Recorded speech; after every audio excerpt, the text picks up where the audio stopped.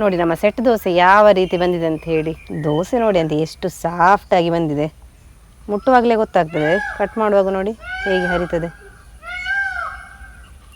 ನೋಡುವಾಗ ಅಂದಾಜಾಗ್ತದೆ ಎಷ್ಟು ಸ್ಮೂತಾಗಿ ಬಂದಿದೆ ಅಂತ ಹೇಳಿ. ಫ್ರೆಂಡ್ಸ್, ನಮ್ಮ ಮಂಗಳೂರು ಕಡೆಯ ಹೋಟೆಲಿಗೆ ಹೋಗಿ ಯಾವ ದೋಸೆ ಉಂಟಂತ ಕೇಳಿದರೆ ಉದ್ದಕ್ಕೆ ಲಿಸ್ಟ್ ಕೊಡ್ತಾರೆ. ರವಾ ದೋಸೆ, ಮಸಾಲೆ ದೋಸೆ, ಸೆಟ್ ದೋಸೆ, ನೀರುಳ್ಳಿ ದೋಸೆ, ಈ ಥರ. ನಾನು ಅದರಲ್ಲಿ ನಿಮಗೆ ಸೆಟ್ ದೋಸೆ ಮನೆಯಲ್ಲೇ ಯಾವ ರೀತಿ ಸುಲಭವಾಗಿ ಮಾಡ್ಕೊಳ್ಬೋದು ಅಂತ ಹೇಳಿ ತೋರಿಸಿಕೊಡ್ತೇನೆ. ಸೇಮ್ ಹೋಟೆಲ್ ಶೈಲಿ ಹಾಗೆಯೇ ಮನೆಯಲ್ಲಿ ಮಾಡಿದರೆ ನಮಗೆ ಬರ್ತದೆ. ಯಾವ ರೀತಿ ಅಂತ ಹೇಳಿ ಇವತ್ತಿನ ವಿಡಿಯೋದಲ್ಲಿ ನೋಡುವ. ಯಾರಾದರೂ ನಮ್ಮ ಕರಾವಳಿ ಮಿರರ್ ಚಾನಲ್ ಹೊಸಬರು ನೋಡ್ತಾ ಇದ್ದರೆ ಸಬ್ಸ್ಕ್ರೈಬ್ ಮಾಡಿ. ಹಾಗೆಯೇ ಫೇಸ್ಬುಕ್ ಮತ್ತು ಇನ್ಸ್ಟಾಗ್ರಾಮಲ್ಲಿ ಪೇಜ್ ಇದೆ, ಅದನ್ನು ಕೂಡ ಫಾಲೋ ಮಾಡಿ. ವಿಡಿಯೋ ಸ್ಟಾರ್ಟ್ ಮಾಡುವ. ನಾನು Asha Udupa Kateel. Welcome back to Karavali mirror. ಅತ್ಯಂತ ಮೃದುವಾದ ಸೆಟ್ ದೋಸೆ ಮಾಡಲಿಕ್ಕೆ ನಾನಿಲ್ಲಿ ಕೆಲವೆಲ್ಲ ಸಾಮಗ್ರಿಗಳನ್ನು ತಗೊಂಡಿದ್ದೇನೆ. ಈ ಹಿಟ್ಟನ್ನು ರೆಡಿ ಮಾಡಿಕೊಳ್ಳುವ. ಈ ಸೆಟ್ ದೋಸೆಯಲ್ಲಿ ಉಂಟಲ್ಲ, ಹಿಟ್ಟೇ ಮೇನ್. ಅದು ಚೆನ್ನಾಗಿ ಬಂದರೆ ದೋಸೆ ಕೂಡ ಚೆನ್ನಾಗಿ ಬರ್ತದೆ. ನಾನಿಲ್ಲಿ 1 ಲೋಟ ದೋಸೆ ಅಕ್ಕಿಯನ್ನು ತಗೊಂಡಿದ್ದೇನೆ.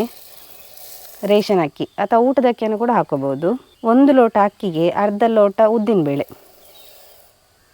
ಇದೆರಡನ್ನು ಒಟ್ಟಿಗೆ ಹಾಕಿ ಅದಕ್ಕೆ ಸ್ವಲ್ಪ ಒಂದು ಅರ್ಧ ಸ್ಪೂನ್ ಆಗುವಷ್ಟು ಮೆಂತೆಯನ್ನು ಕೂಡ ಸೇರಿಸ್ತೇನೆ.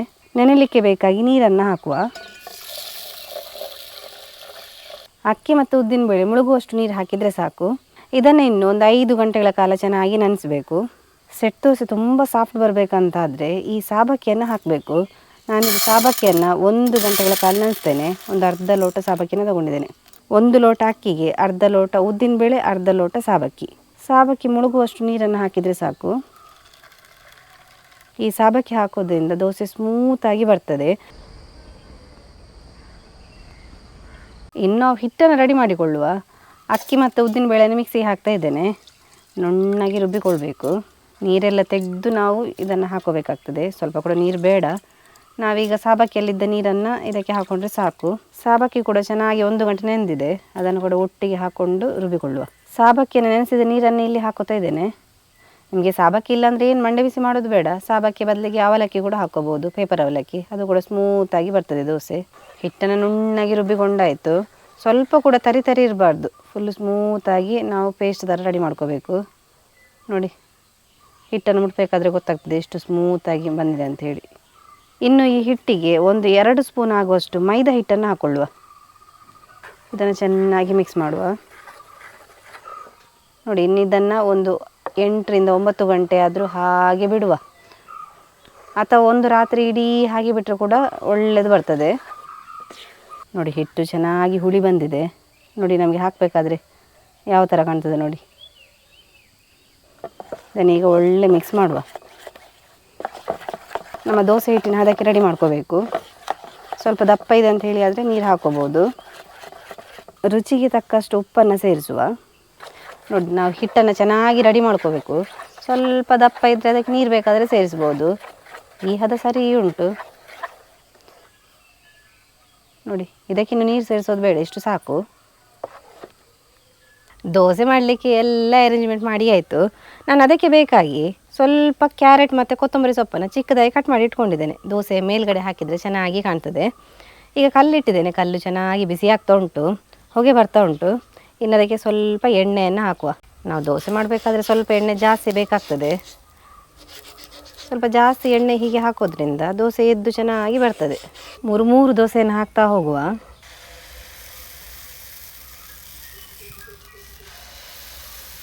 ಸೆಟ್ ದೋಸೆ ಅಂತ ಹೇಳಿದರೆ 1 ಪ್ಲೇಟಲ್ಲಿ 3 ದೋಸೆ ಸಿಗ್ತದೆ. ಹಾಗಾಗಿ ನಾನಿಲ್ಲಿ 3 ದೋಸೆಯನ್ನು ಒಟ್ಟಿಗೆ ಹಾಕ್ತಾ ಇದ್ದೇನೆ. ಅದರ ಮೇಲುಗಡೆ ಸ್ವಲ್ಪ ಕ್ಯಾರೆಟ್ ಹಾಗೆಯೇ ಕೊತ್ತಂಬರಿ ಸೊಪ್ಪನ್ನು ಹಾಕ್ಕೊಳ್ಳುವ. ಸೆಟ್ ದೋಸೆ ನಿಮಗೆ ಸ್ವಲ್ಪ ದೊಡ್ಡದು ಬೇಕಂತಿದ್ದರೆ 1.5 ಸೌಟು ಹಿಟ್ಟನ್ನು ಕೂಡ ಹಾಕೋಬೋದು. ನಾನಿಲ್ಲಿ ಚಿಕ್ಕ ದೋಸೆ ಇರಲಿ ಅಂತ ಹೇಳಿ ಸ್ವಲ್ಪ ಹಾಕ್ಕೊಂಡೆ ಹಿಟ್ಟನ್ನು.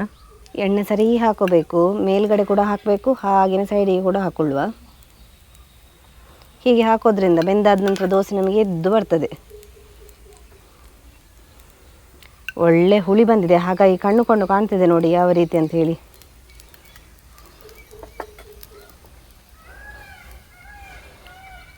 ಹೀಗೆ ತೂತು ಬಂದರೆ ನೋಡಲಿಕ್ಕೆ ಕೂಡ ಚೆಂದ, ಹಾಗೆ ರುಚಿ ಕೂಡ ಜಾಸ್ತಿ ಇರ್ತದೆ.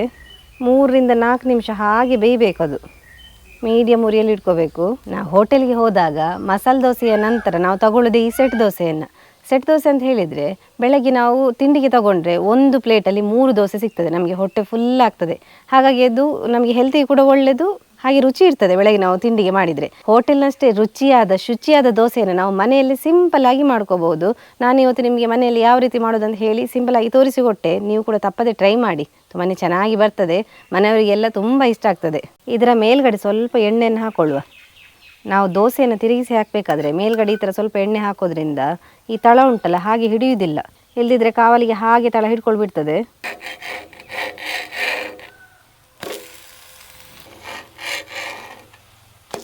ನೋಡಿ ಈ ಥರ ಬ್ರೌನ್ ಕಲರ್ ಬರಬೇಕು.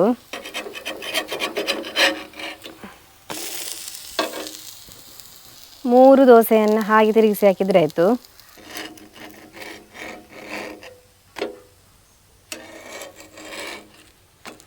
ನೋಡಿ ಈ ಥರ ಎರಡೂ ಕಡೆಯಲ್ಲಿ ಬೆಂದರೆ ಆಯಿತು. ಗೋಲ್ಡನ್ ಬ್ರೌನ್ ಕಲರ್ ಬಂದಿದೆ ನೋಡಿ, ಮೇಲ್ಗಡೆ ಕೂಡ ಬಂದಿದೆ ಹಾಗೆಯೇ ತಳ ಕೂಡ ಬಂದಿದೆ.